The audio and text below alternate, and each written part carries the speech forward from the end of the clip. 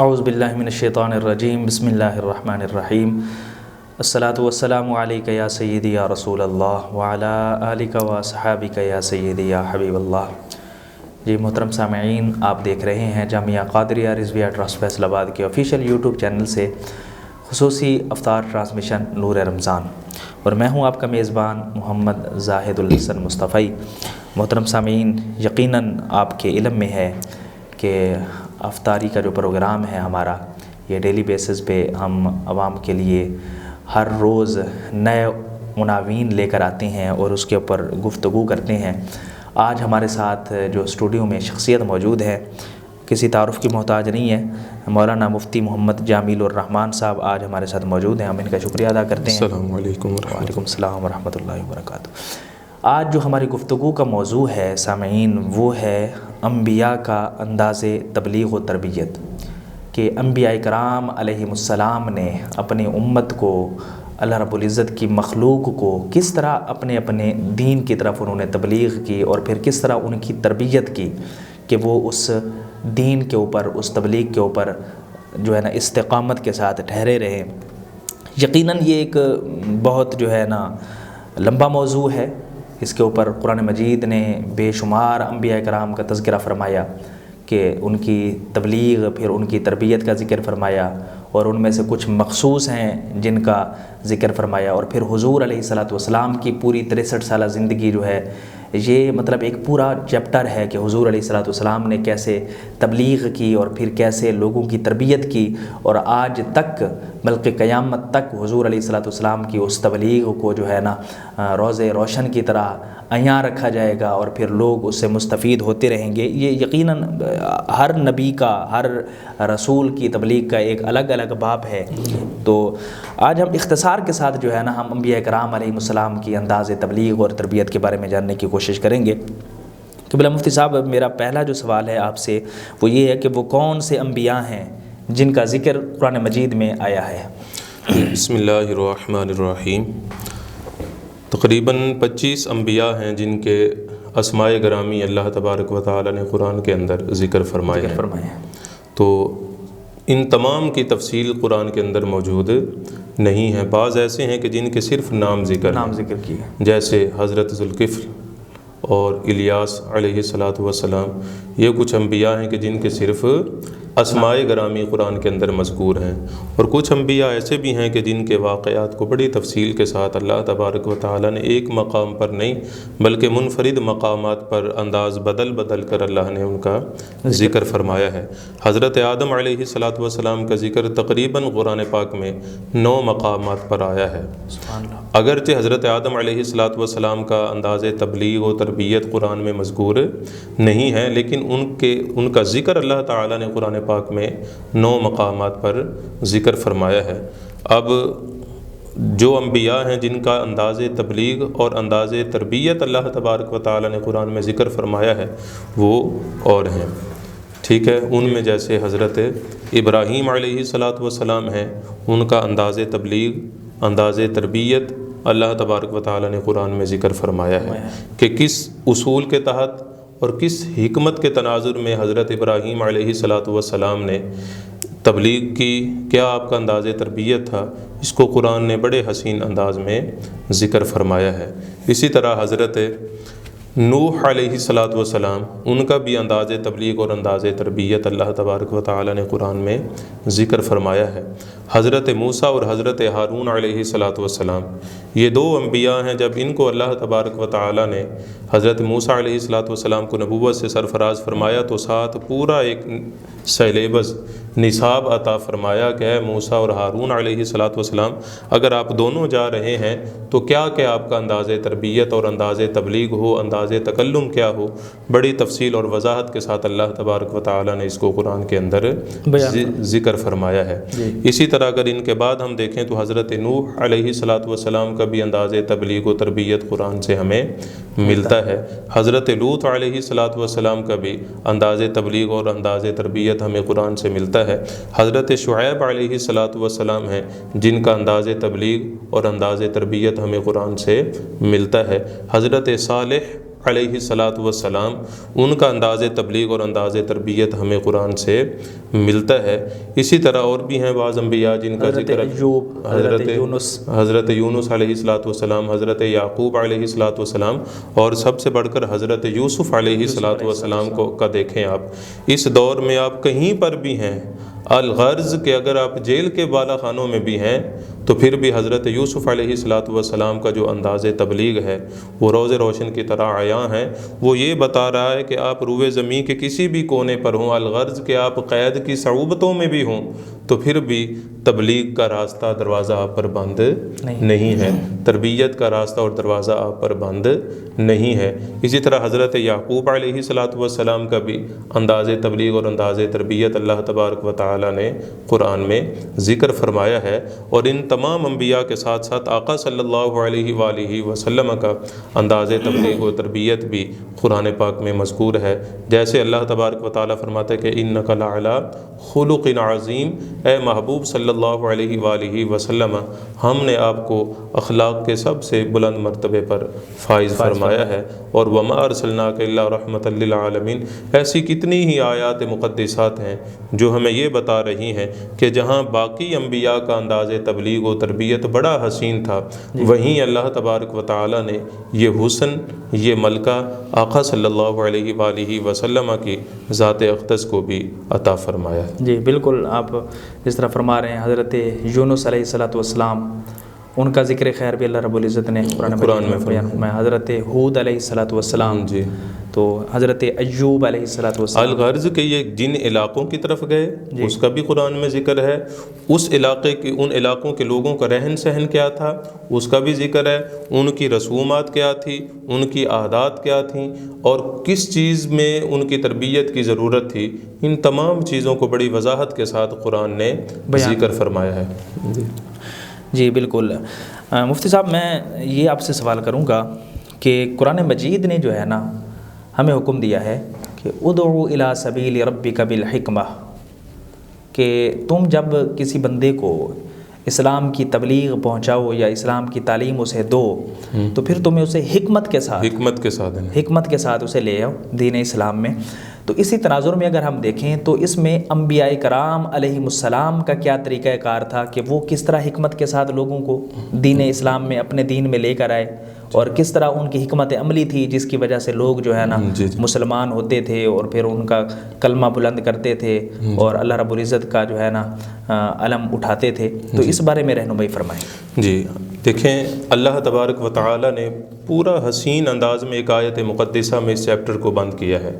اللہ تبارک و تعالی نے دو اصول یہاں پر قرآن پاک میں ذکر فرمائے ہیں کہ ادعو الی سبیل ربک بالحکمۃ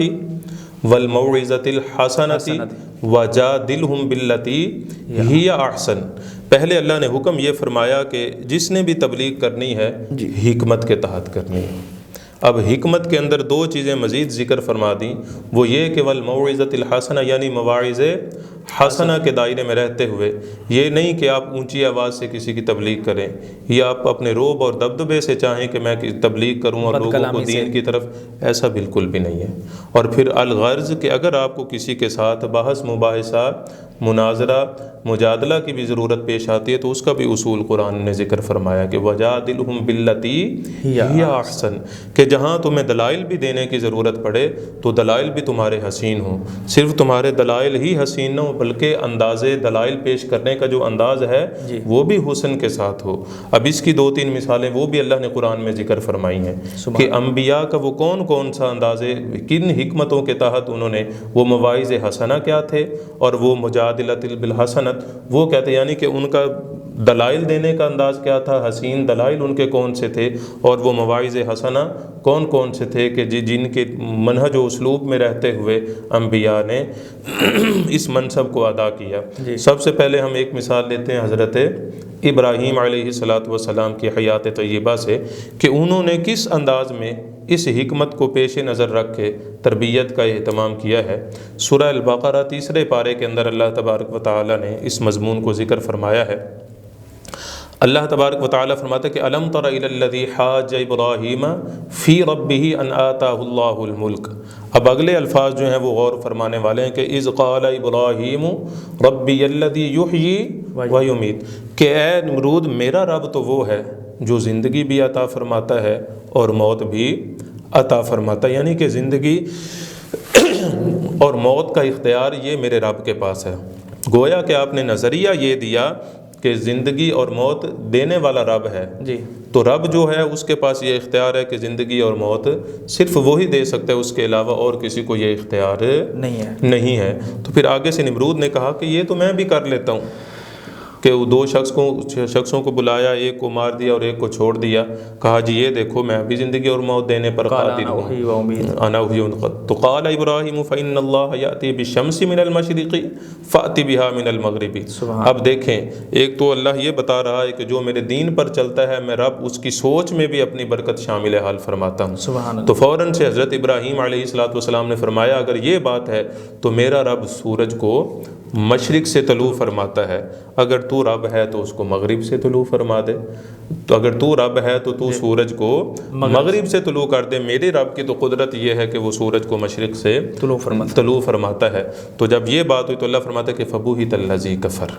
وہاں پر جو ہے وہ کفر بالکل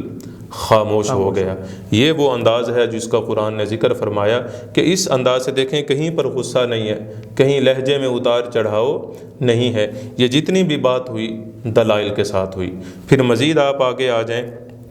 تو اللہ تبارک و تعالیٰ نے ایک اور مقام پر حضرت ابراہیم علیہ السلام کا انداز تبلیغ و تربیت ذکر فرمایا کہ لوگوں نے کہا جی ہم سورج کی پوجا کرتے ہیں، ہم چاند کو خدا مانتے ہیں اس لیے کہ ان کا وجود بڑا ہے، اس لیے کہ یہ روشنی دیتے ہیں، سورج کو اس لیے خدا مانتے ہیں کہ یہ روشنی کا بہت بڑا ذریعہ ہے، چاند کو اسی لیے خدا مانتے ہیں کہ یہ نور ہے، رات کے وقت اس کی چمک ہوتی ہے، ستاروں کو اس لیے ہم خدا مانتے ہیں کہ یہ رات کو آسمان کو حسن عطا فرماتے ہیں۔ لیکن قربان جائیں حضرت ابراہیم علیہ السلام کو، تو آپ نے فرمایا کہ جب دن ہوگا تو یہ چاند اور ستارے یہاں پر موجود نہیں ہوں گے، تو وہ رب کیسے ہو سکتا ہے کہ جو کچھ لمحات تو اس کا وجود ہو اور کچھ لمحات وہ نہ ہو، تو ایسی چیز رب نہیں ہو سکتی۔ پھر آپ نے فرمایا کہ جس سورج کو تم خدا ہونے کا دعویٰ کرتے ہو اور اپنے بڑا خدا ہونے کا دعویٰ کرتے ہو، تو اس کا بھی حال یہی ہے کہ دن میں تو وہ روشن ہوتا ہے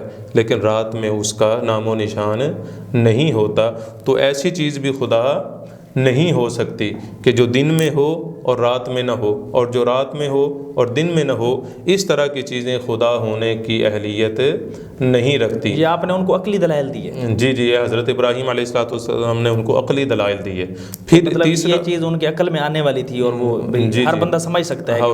ہر شخص خاموش ہو گیا جب ان دلائل کو انہوں نے دیکھا۔ جب تیسرا مقام ہم دیکھیں جو ہمیں قرآن بتاتا ہے کہ حضرت ابراہیم علیہ السلام کا جو انداز تبلیغ اور انداز تربیت تھا وہ کتنا حسین تھا،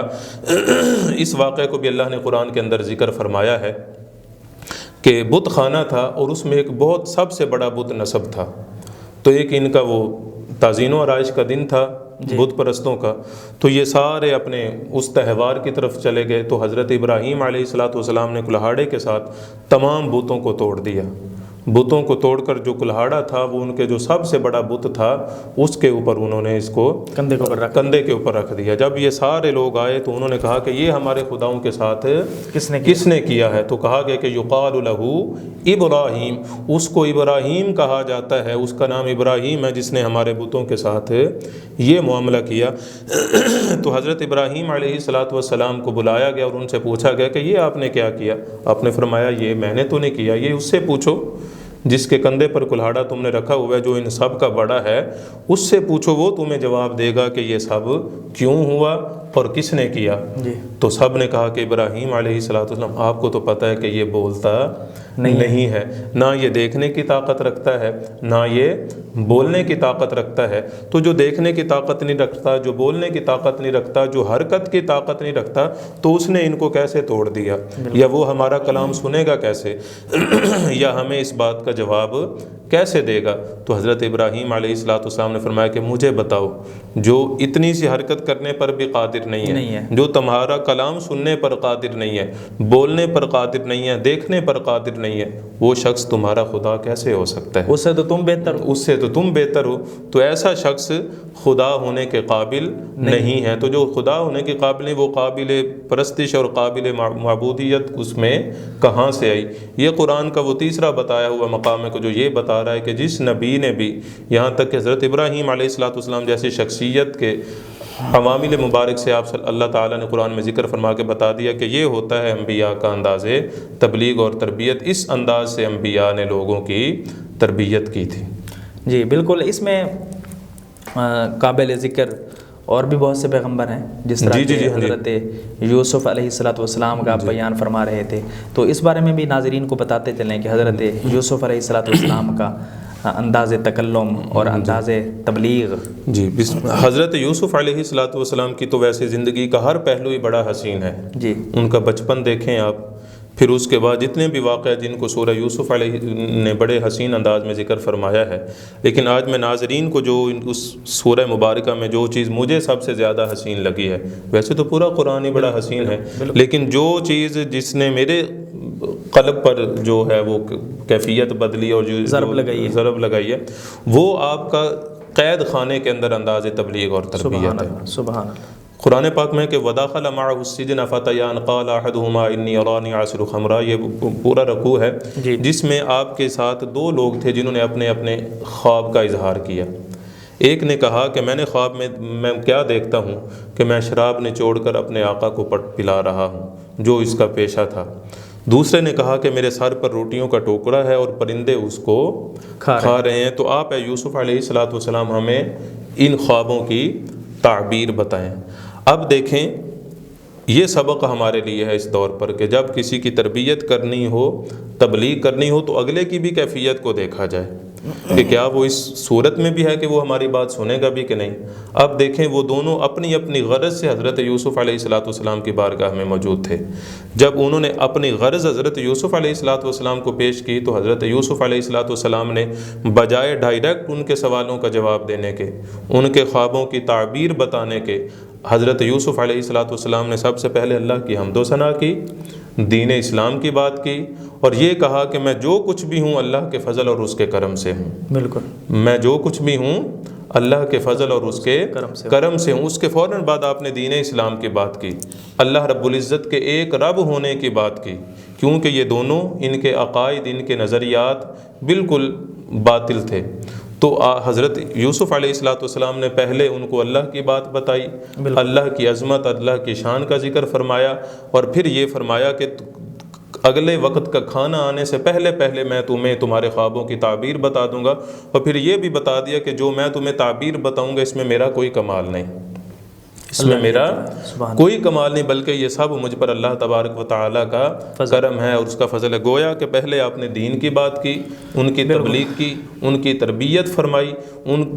تعلیم، پیغام اسلام، پیغام دین، اللہ کی ربوبیت کا تعارف دینے کے بعد جا کے حضرت یوسف علیہ السلام نے ان کو ان کے خوابوں کی تعبیر بتائی۔ اب چاہتے تو پہلے تعبیر بتا دیتے،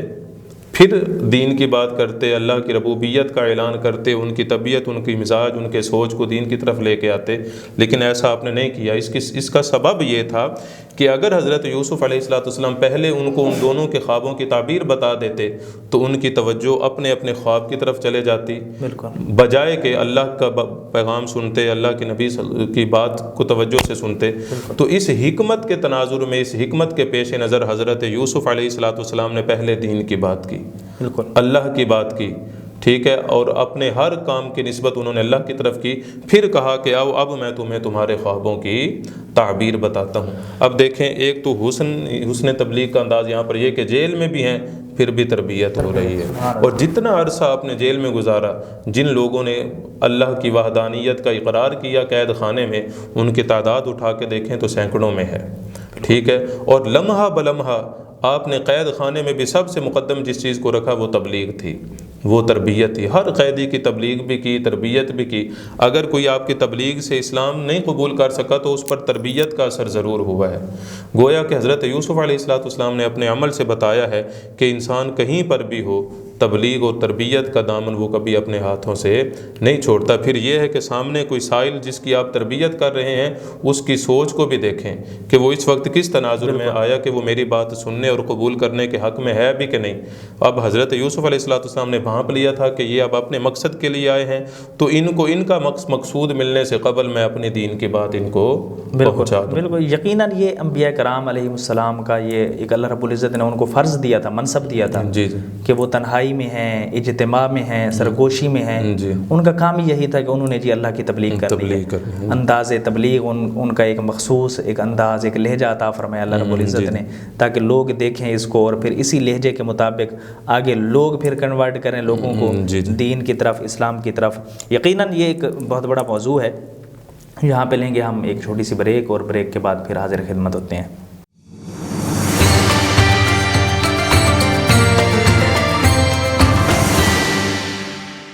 جی محترم سامعین، آپ کو خوش آمدید کہتے ہیں نور رمضان افطار ٹرانسمیشن میں۔ آج کی ہماری گفتگو کا جو موضوع تھا انبیاء کرام علیہم السلام کا انداز تبلیغ اور تربیت، یقیناً یہ ایک اپنی نوعیت کا ایک منفرد موضوع ہے، اور یقیناً آپ لوگوں نے بہت سی چیزیں سیکھی ہوں گی ہماری گفتگو میں۔ قبلہ مفتی صاحب، ہم جو ہے نا اس بارے میں جس طرح آپ فرما رہے تھے انبیاء کرام علیہم السلام کا ایک انداز تبلیغ اور پھر حکمت کے ساتھ انداز تبلیغ، اس بارے میں اب میں یہ سامعین کے لیے جو ہے نا اپنے لیے یہ پوچھنے کی کوشش کروں گا کہ حضرت موسیٰ اور حضرت شعیب علیہم السلام، ان کا کیا انداز تبلیغ تھا اور کیا انہوں نے حکمتیں اپنائیں جن کی وجہ سے جو ہے نا امت میں ان کا ایک اثر و رسوخ؟ بسم اللہ الرحمن الرحیم۔ سب سے پہلے ہم سامعین کو بتائیں گے حضرت موسیٰ علیہ السلام کا۔ دیکھیں، اگر آپ اس عظیم منصب کے لیے نکل رہے ہیں تو آپ کا بھی یہ حق بنتا ہے کہ آپ رب کی بارگاہ سے بھی مدد طلب کریں۔ سبحان اللہ، بالکل۔ حضرت موسیٰ علیہ السلام کو جب اللہ تبارک و تعالی نے منصب نبوت عطا فرمایا تو تبلیغ کی ذمہ داری جب عائد فرمائی تو دیکھیں ہاتھ اٹھاتے ہیں اور کیا عرض کرتے ہیں کہ رب اشرح لی صدری ویسر لی امری واحلل عقدۃ من لسانی یفقہوا قولی، کہ آپ رب کی بارگاہ سے دعا کر کے پھر آپ تبلیغ کے لیے نکل رہے ہیں۔ تو پتہ چلا کہ اس دور میں آپ بحیثیت مبلغ، بحیثیت پیشوا جب آپ نکلیں تو اللہ کی مدد بھی شامل حال ہونی چاہیے، اور آپ کا دست دراز جو ہے وہ رب کی بارگاہ میں بلند ہو۔ اس کے بعد پھر اللہ تبارک و تعالی نے جو آپ کو اصول عطا فرمائے ہیں ان میں یہ پتہ چلتا ہے ان کو اللہ تبارک و تعالی نے سورہ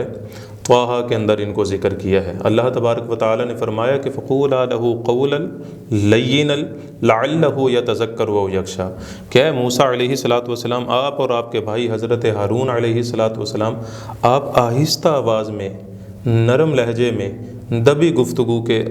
اندر رہ کر آپ نے ان کی تبلیغ کرنی ہے۔ اور پھر آگے اس کا اثر بھی بتا دیا کہ جب آپ دھیمے لہجے میں انداز تکلم آپ کا اچھا ہوگا، جب اس انداز سے آپ تربیت کریں گے تو لعلہ یخشیٰ، شاید کہ وہ اس سے ڈریں، اللہ کا خوف ان کے دل میں آئے۔ تو یہ قرآن کا انداز بتا رہا ہے، حضرت موسیٰ علیہ السلام کا انداز تربیت و تبلیغ بتا رہا ہے کہ مبلغ کو آہستہ آواز میں اور نرم لہجے کے اندر گفتگو کرتے ہوئے اپنے سامنے والے شخص کی یا جو ذمہ داری اس کے اوپر ہے وہ اس کو احسن انداز میں اس کا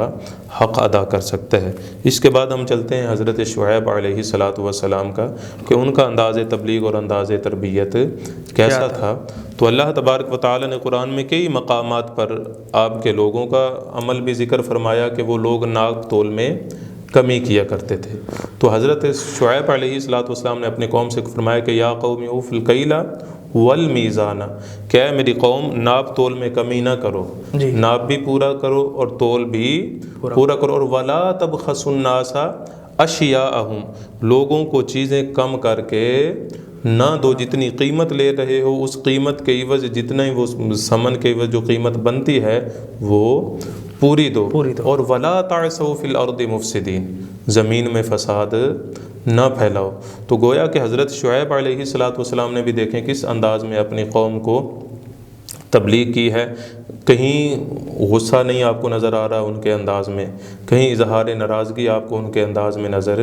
نہیں آ رہا، بڑے دھیمے لہجے میں اور نرم لہجے میں اپنی قوم کو اس بات کی تلقین اور تعلیم ارشاد فرما رہے ہیں کہ ناپ تول میں کمی کرو، زمین میں فساد نہ کرو، حد سے نہ بڑھو۔ اس کے بعد اگر ہم چلتے ہیں حضرت نوح علیہ الصلاۃ والسلام کا انداز تبلیغ اور تربیت، تو اس میں جو سب سے بڑی چیز جو اس وقت ہم سب کو سوچنے، خصوصاً علماء کو، وہ یہ ہے کہ درگزر۔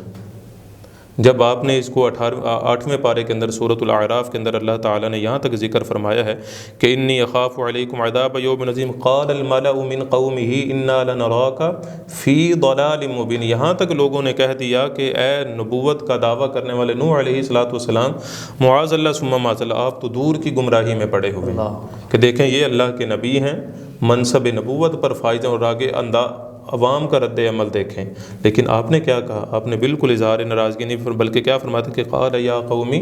لیس بی ضلالۃ ولکنی رسول من رب العالمین، اے میری قوم میں گمراہ نہیں ہوں، بلکہ میں تو اپنے رب کی طرف سے رسول بن کر تمہارے پاس آیا ہوں۔ اب یہ دیکھیں کس قدر درگزر ہے آپ کا، اور درگزر بھی دیکھیں کس لیول کی، 950 سال آپ کا انداز تبلیغ کا دورانیہ ہے، جس کو قرآن نے بھی ذکر فرمایا کہ اللہ 50 عاما، کہ یعنی کہ 50 سال کم، 1000 سال یعنی کہ 950 سال، اور فلا یزدہم دعائی الا فرارا، سوائے چند افراد کے جن کی تعداد 80 ہے۔ اب دیکھیں 950 سال کا دورانیہ ہے، صرف 80 لوگ دین اسلام قبول کر رہے ہیں، اور پھر لوگوں کا دیکھیں انداز بھی کہ لوگوں نے آپ کو کیا کہہ دیا کہ آپ معاذ اللہ ثم معاذ اللہ گمراہ ہیں، لیکن اس کے باوجود بھی آپ نے صبر کا دامن نہیں چھوڑا۔ اسی طرح ان کے ساتھ ساتھ اگر آپ مزید آگے چلتے ہیں تو حضرت ہود علیہ الصلاۃ والسلام کا آپ دیکھیں انداز تبلیغ اور تربیت، کہ لوگوں نے بے وقوف تک معاذ اللہ ثم معاذ اللہ کہہ دیا کہ یا قومی بی صفاحۃ ولکنی رسول من رب العالمین، لوگوں نے کہا کہ انا لنراک فی صفاحۃ،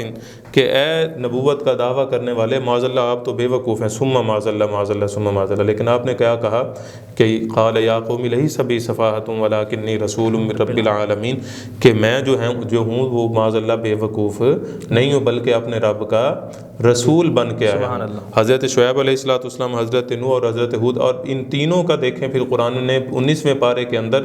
ان کا سبب بھی ذکر فرمایا کہ انہوں نے یہ تربیت یہ کیوں کی۔ اللہ تعالیٰ فرماتے کہ انہوں نے کہا کہ یا قوم لا اسألکم علیہ اجرا، ایک نے کہا کہ ان اجری الا علی اللہ رب العالمین، ایک نے کہا کہ ان اجری الا الذی فطرنی افلا تعقلون، کہ اے لوگوں جو ہم تمہیں تربیت کر رہے ہیں، تمہیں تعلیم دے رہے ہیں، اس پر کوئی تم سے ہم اجر نہیں مانگتے، یہ ہمیں اجر دینے والی ذات رب کی ذات ہے۔ تو پتہ چلا کہ جو مبلغ ہوتا ہے، جو دین کی تبلیغ کرتا ہے، دین کی دعوت دیتا ہے، لوگوں کی اصلاح کرتا ہے، اس کے سامنے جو پیش نظر ہوتی ہے وہ منشا رضا اللہ تعالیٰ کی ذات ہوتی ہے، نہ کہ دنیاوی منصب جاہت و جلال ہوتا ہے۔ ان کے علاوہ اگر آپ چلتے ہیں مزید قرآن پاک کی طرف، کہ حضرت ابراہیم علیہ الصلاۃ والسلام نبی ہونے کے ساتھ ساتھ باپ ہونے کی حیثیت سے بھی اگر آپ کا دیکھیں کہ جو ہمیں یہ بتاتا ہے کہ ایک باپ کو اولاد کی تربیت کس انداز میں کرنی چاہیے، تو وہ بھی قرآن ہمیں بتاتا ہے کہ اگر آپ باپ ہیں، اگر آپ پیر ہیں، اگر آپ استاذ ہیں، اگر آپ خطیب ہیں، تو اگر آپ خطیب ہیں تو دھیمے لہجے میں بات کریں گے، اگر آپ استاذ ہیں تو پھر بھی درگزر سے کام لیں گے، باپ بھی ہیں، نبی بھی ہیں، تو پھر آپ کا انداز تبلیغ اور تربیت کیا ہے اس کو بھی قرآن نے ذکر فرمایا۔ حضرت ابراہیم علیہ الصلوۃ والسلام کے بارے میں 23واں پارہ ہے سورۃ الصافات کے اندر آتا ہے کہ آپ نے خواب دیکھا انی اری فی المنام انی اذبحک فانظر ماذا تری، کیا اسماعیل بیٹا میں خواب میں کیا دیکھتا ہوں کہ میں تجھے ذبح کر رہا ہوں، اور آگے سے پھر ان کا جواب دیکھیں، قال یا ابت افعل ما تؤمر ستجدنی ان شاء اللہ من الصابرین، کہ اے میرے باپ جو اللہ نے آپ کو حکم فرمایا آپ وہ کریں، مجھے آپ انشاءاللہ صبر کرنے والا پائیں گے۔ دیکھیں کلام انشاءاللہ، عمر کتنی ہے؟ 13، 14 یا 12 برس، اور یہ حضرت ابراہیم علیہ الصلوۃ والسلام کا انداز تبلیغ تھا، انداز تربیت تھا، اور اسی کو پھر علامہ اقبال نے ذکر فرمایا کہ یہ فیضان نظر تھا یا کہ مکتب کی کرامت تھی، سکھائے کس نے اسماعیل کو آداب فرزندی۔ گویا کہ اگر بحیثیت باپ آپ اپنی اولاد کی تربیت کر رہے ہیں تو آپ کو اس پہلو کو سامنے رکھنا ہوگا۔ اب ہم چلتے ہیں آقا صلی اللہ علیہ وآلہ وسلم کے انداز تبلیغ اور انداز تربیت کی طرف۔ تو آپ جو آقا صلی اللہ علیہ वआलिहि वसल्लम इमामुल अंबिया हैं, बिल्कुल। सुल्तान कायनात हैं, शाह अर्ज़ व समा हैं। तो आप सल्लल्लाहु अलैहि वआलिहि वसल्लम ने हर अमल को एक मिसाल के साथ बयान फरमाया है, सुभान बड़ी हिकमत के तहत आपने उसको ज़िक्र फरमाया है। मिसाल के तौर पर अगर 5 नमाज़ों के अजर की बात की जाए तो एक रिवायत में आता है कि आप सल्लल्लाहु अलैहि वआलिहि वसल्लम ने सहाबा इकराम से खिताब फरमाते हुए पूछा, क्या है मेरे सहाबा, अगर किसी के घर के सामने से नहर जारी हो और वो उसमें 5 बार नहाए, गुस्ल करे, गोता लगाए, क्या उसके जिस्म पर कोई मैल कुचैल रहेगा? सहाबा इकराम अर्ज़ हुए, नहीं या रसूल अल्लाह, उस शख्स का बदन साफ़ हो जाएगा, बिल्कुल पाक साफ़ हो जाएगा। तो मेरे आका सल्लल्लाहु अलैहि वसल्लम ने फरमाया कि ऐसे ही 5 नमाज़ों की मिसाल है कि जो मोमिन दिन में 5 नमाज़ें पढ़ता है उसके जिस्म पर कोई गुनाह बाकी नहीं रहता। देखें किसने हसीन अंदाज से आप सल्लल्लाहु अलैहि वसल्लम ने एक मिसाल के साथ बड़ी हसीन हिकमत के तहत नमाज की तालीम भी दे दी और अंदाज़ तबलीग व तरबियत भी हमें बता दिया कि जब तरबियत करनी है तो किसी मिसाल से और किसी हसीन अंदाज में रहकर आप तबलीग व तरबियत कर सकते हैं। फिर दरगुज़र का पहलू भी आप सल्लल्लाहु अलैहि वसल्लम की हयात तय्यबा से मिलता है कि किस कदर आका सल्लल्लाहु अलैहि वसल्लम ने दरगुज़र से भी काम लिया है। ताइफ की वादियों में देखें आप सल्लल्लाहु अलैहि वसल्लम पर कितना जुल्म किया है लोगों ने, यहाँ तक कि आपका जिस्म अनवर, आपका जसद अक़दस खून के साथ लहू लुहान था। यहाँ तक कि जिब्रील अलैहिस्सलाम बारगाह मुस्तफ़ा सल्लल्लाहु अलैहि वसल्लम में हाजिर और पेश खिदमत होकर अर्ज़ गुज़ार होते हैं, या रसूल अल्लाह हुक्म फरमाएँ कि इनके साथ किस तरह का मामला कर दिया जाए। लेकिन मेरे आका सल्लल्लाहु अलैहि वसल्लम ने फरमाया, नहीं जिब्रील, इनकी नस्लों में अल्लाह ताला ने ईमान रखा है कि आने वाले नस्लों में ये मेरे मकाम को नहीं पहचानते। तो ये था आप सल्लल्लाहु अलैहि वसल्लम का दरगुज़र भी और हसीन अंदाज में अंदाज़ तबलीग और तरबियत भी, और तमाम अंबिया ही इसी मनहज पर रहकर वो अपनी अपनी उम्मत की, अपनी अपनी कौम की इस्लाह फरमाते रहे हैं। और ये दूसरा जुमला जो आपने फरमाया, ये वाइज़ीन के लिए जो है ना, इसमें कितना बड़ा लम्हा फ़िक्रिया है। जी जी जी कि हुज़ूर अलैहिस्सलाम फरमा रहे हैं कि मुझे इनकी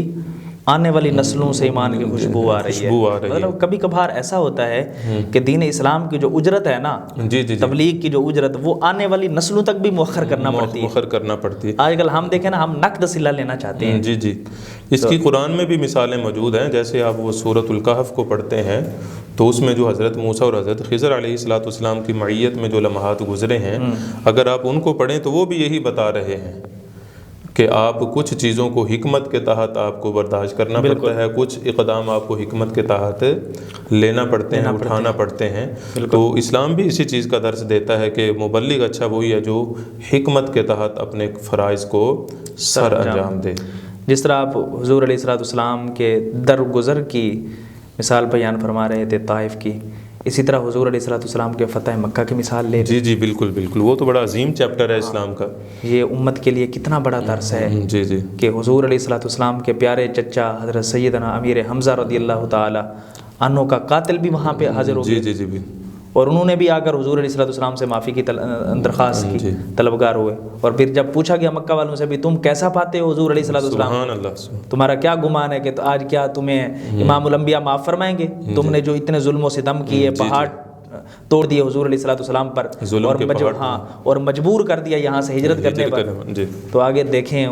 उनको भी यकीन था हुज़ूर अलैहिस्सलाम की इस अफ़्व दरगुज़र की सिफत का, करीमी का,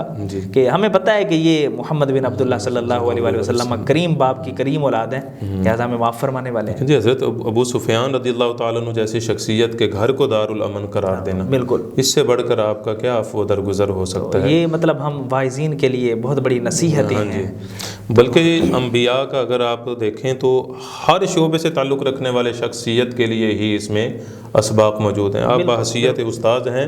तब भी ये सब बातें आपके लिए मशअले राह हैं। आप बहसीयत वालिद हैं तो फिर भी आपको यही अंदाज़ तबलीग व तरबियत अपनाना पड़ेगा। आप बहसीयत पीर हैं, किसी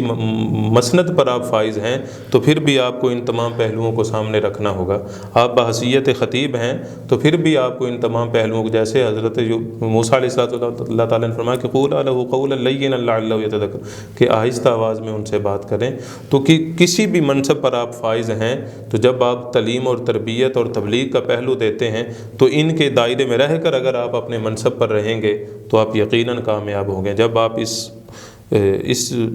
منہج سے نیچے اتریں گے یا اس منہج سے ہٹ کر آپ اگر اپنا فریضہ سر انجام دینا چاہتے ہیں تو کما حق ہو آپ اس فریضہ کو۔ یہ انداز تبلیغ جب ہم ترک کریں گے تو پھر جو ہے نا یہ حکمت کو چھوڑ دیں گے، حکمت کے ساتھ لوگوں کو دین آنے میں، تو پھر ہمارے لیے بھی مشکلات بن جائیں گی۔ جس طرح کی آج کل بنی ہوئی ہیں، دیکھیں لوگ بات سننے کو تیار نہیں ہیں، وہ اس لیے کہ ہمارے جو ہے نا لہجے وہ کڑوے ہو گئے ہیں، ہمارے لہجوں میں وہ مٹھاس نہیں ہے، حضور علیہ الصلوۃ والسلام کی سیرت کی خوشبو نہیں ہے، آپ کے انداز تربیت یا انداز تبلیغ کی خوشبو نہیں ہے، اس لیے آج پھر جو ہے نا حالات بگڑ رہے ہیں دن بدن، لوگ سننے کو تیار نہیں ہیں۔ یقیناً سامعین، آج کی یہ جو ہماری گفتگو ہے یہ جو ہے نا امت کا جو طبقہ واعظین ہے ان کے لیے بھی ایک بہت بڑی نصیحت ہے، اور عام لوگوں کے لیے بھی ایک بہت بڑی نصیحت ہے، اساتذہ کے لیے، ہر فیلڈ کے آدمی جو ہے نا ان لوگوں کے لیے ایک بہت بڑی نصیحت ہے کہ انہوں نے اپنے سے جو نیچے یا اپنے ماتحت جو لوگ ہیں ان کے ساتھ کیسے رہنا ہے، اور ان کو کیسے مطلب دین اسلام کی طرف لے کر آنا ہے، ان کے ساتھ رویہ اور ان کے ساتھ حسن سلوک اور عفو و درگزر، یہ ساری چیزیں کیسے کرنی ہے، یہ انبیاء کرام علیہ السلام کا طریقہ اور خصوصاً حضور علیہ الصلوۃ والسلام کی سیرت نے ہمیں بتایا ہے کہ ان کے ساتھ کیسے رہنا ہے۔ اللہ رب العزت ہم سب کو اس پر عمل کی توفیق عطا فرمائے۔ انشاءاللہ اگلے پروگرام کے ساتھ پھر ملاقات ہوگی، تب تک کے لیے اللہ حافظ۔